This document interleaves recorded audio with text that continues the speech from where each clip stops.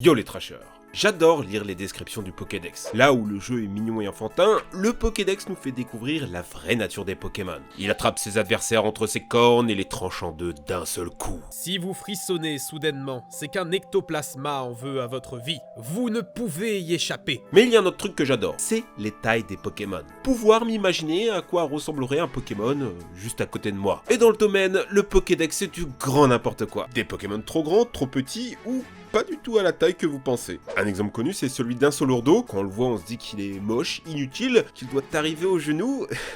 Que nini. Il est aussi gros qu'un Dratak. On a du mal à y croire, pas vrai? Je vous propose d'explorer tous les secrets de la taille des Pokémon avec l'ami Sareo. Le problème avec la taille des Pokémon. Que l'on soit clair, Game Freak n'a jamais donné de véritable information sur comment fonctionne le système des tailles des Pokémon. On est obligé de théoriser. On va d'abord établir la taille d'un dresseur lambda comme point de repère. Prenons ici par exemple Sacha, qui mesure 1m65. Mais attention, ça ne suffit pas pour avoir une idée exacte de la taille d'un Pokémon. L'élément le plus important à prendre en compte est la forme de son corps. Pour l'exemple, voici Dracofeu et Fouinard. Quel est le plus grand à votre avis? Là, les plus malins auront compris qu'il s'agit... Eh bien de Fouinard, il fait 1m80, Dracofeu lui 1m70. Pourtant dans la réalité, c'est pas du tout comme ça. Vous l'aurez compris, il y a un problème de forme. Dans la nature, quand on mesure un requin, un serpent ou un crocodile, on part de la tête jusqu'au bout de la queue. C'est le cas de Fouinard. La mesure est différente pour un bipède, debout sur ses deux pattes, comme c'est le cas pour Dracofeu. On va alors calculer sa taille de sa tête jusqu'au pied, sans compter la queue. Pareil pour les oiseaux, il y a trois écoles. Soit tu calcules la largeur jusqu'aux deux ailes, soit tu calcules du bec au bout du corps, soit du bec au bout des plumes. Et dans ce cas, le pan déchire tout en passant de 1 mètre à 2 mètres. Tricheur. Chez Pokémon, il semblerait que ça soit du bec au bout de la queue sans compter les plumes. Bien, maintenant que nous avons fait le tour du sujet, allons voir ensemble ces Pokémon à la taille Nawak. Ces Pokémon plus petits que vous ne le pensez. Est-ce que vous connaissez le plus petit Pokémon du monde? Il est si petit que personne ne se rappelle de lui et c'est Statitik. D'après vous, il mesure 25 cm, 31 cm? Perdu. Le plus petit Pokémon ne mesure que 10 petits centimètres. C'est à peine la taille d'un petit smartphone.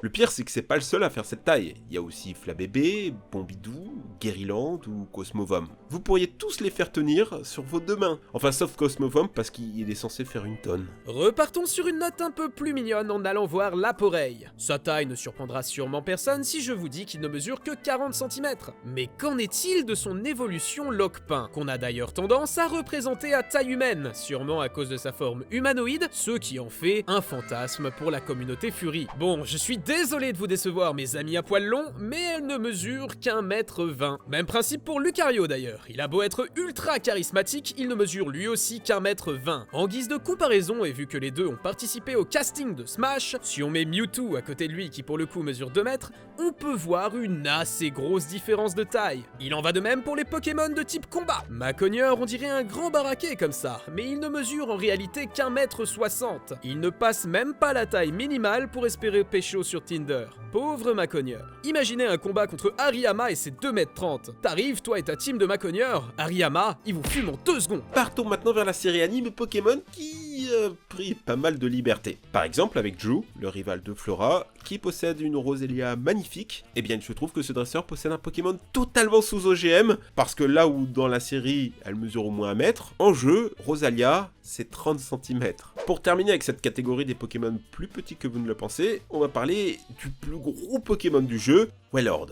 Les dresseurs le décrivent comme immense, impressionnant, gigantesque. Tant de synonymes pour rappeler à Wailord que c'est un gros pot à pouf. Il est pourtant pas si gros que ça, vous savez. Contrairement à son homologue dans notre réalité, Wailord fait pas le figure avec ses 14,50 m de long, là où nos baleines bleues font à elles seules 25 mètres. Pour vous résumer la chose, notre baleine de type eau n'est pas plus grande qu'un petit yacht. Ça fait tout de même moins peur. Bien que je sais toujours pas comment ils font pour dynamaxer ça dans une arène. C'est Pokémon plus gros que vous ne le pensez. Vous voyez Cochignon, c'est mignon, on dirait un petit pouf à câliner. Bon bah je vous déconseille de le faire avec Mamochon, 2 mètres, 5 et 300 kg. Il te piétine totalement. Pour les fans de Pokémon Spectre, voici Phantoménus. Son nom pourrait nous donner un indice sur sa taille, mais Et non, cette petite boule de gaz mesure en fait 1m30 et son évolution 1m60. Si on considère en plus qu'il est en lévitation, ça doit être terrifiant à voir. A contrario, Nosferapti lui se permet un glow-up assez impressionnant. Déjà, une chauve-souris de 80 cm, c'est assez flippant. Maintenant, imaginez-en une de la taille d'un être humain. Oui, Nosferalto fait littéralement ma taille, bordel. Et Nostanfer qui fait littéralement 1m80, n'en parlons pas. Cependant, cette famille de Pokémon ne sort pas sa taille de nulle part. Elle est inspirée d'une espèce de chauve-souris de chez nous, le renard volant des Philippines. Je vous rassure, elle n'est pas dangereuse. Contrairement à Nosferalto, qui d'après le Pokédex, adore boire le sang des créatures vivantes. Notre immense chauve-souris à nous ne se nourrit que de fruits mûrs. Ouf. À côté de ça, dans la catégorie objet inanimé, voici Sinistrail. Ce Pokémon, en forme d'encre, réserve une petite surprise. Je suis sûr que vous l'imaginez au moins à taille humaine, mais non, Sinistrail mesure 4 mètres de haut. Mais en y réfléchissant, même les encres de notre monde sont aussi très grosses. Ceci dit, c'est rien à côté des ultra chimères, et surtout Bamboiselle. Ce gros bébé pèse exactement le même poids que Cosmovom, 999 kg. Déjà que son poids est immense, elle se paye le luxe de mesurer 9 mètres 20. Mais c'est un gros bambou, là tu fais tout l'écran. Mais le king du king niveau grande allonge, c'est Noix de Coco d'Alola. Alors je sais que vous l'imaginez déjà très grand, mais connaissez-vous sa taille exacte? 10 mètres de hauteur. Ça peut paraître énorme pour un palmier, mais c'est toujours insignifiant en face de ce qu'on peut retrouver chez nous. Voici le Siroxylon caduescens, un palmier en Colombie pouvant atteindre 60 mètres de hauteur. Pour atteindre sa taille, il faut donc une équipe complète de Noix de Coco d'Alola en équilibre les uns sur les autres. Ouais, oublie ce que tu viens de voir. Les légendaires, souvent des dieux. Vous voyez Rayquaza, le majestueux serpent si grand et si long qu'il peut remplir le ciel, comme nous le montre le film Pokémon, la destinée de Deoxys. Eh bah non, il n'est pas si grand que ça. Même si le film nous montre un serpent de plus de 42 mètres, notre Rayquaza ne mesure que 7 mètres. C'est plus petit qu'un gros anaconda, quoi. La seule façon d'expliquer ça, c'est que les créateurs ont décidé de totalement changer les règles de calcul pour ce Pokémon, et c'est sa taille quand il est enroulé, comme dans le sprite du jeu. Son collègue Groudon est aussi fucked up. Dans le film Jirachi, le génie des vœux, il mesure plus de 30 mètres de hauteur, alors qu'en jeu, on est plus sur du 3,50 m.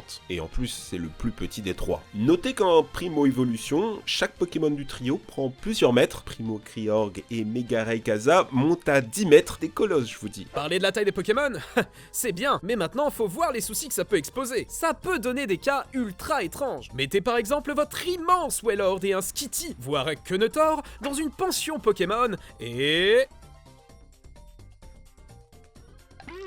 Oui, c'est possible. Une baleine de 14 mètres de longueur peut se reproduire avec un pauvre petit castor de 50 cm. Je ne veux même pas savoir qui était le mal. Des cas de reproduction étranges, il y en a beaucoup. Cela pourrait être d'ailleurs un sujet pour une prochaine vidéo. Dites-moi donc si cela vous intéresse en commentaire. Alors, quel a été votre Pokémon favori dans le lot? Ça me ferait grand plaisir de lire tout ça en commentaire. N'oubliez pas de vous abonner à Pokémon Trash, de nous suivre sur Twitter et sur Facebook aussi.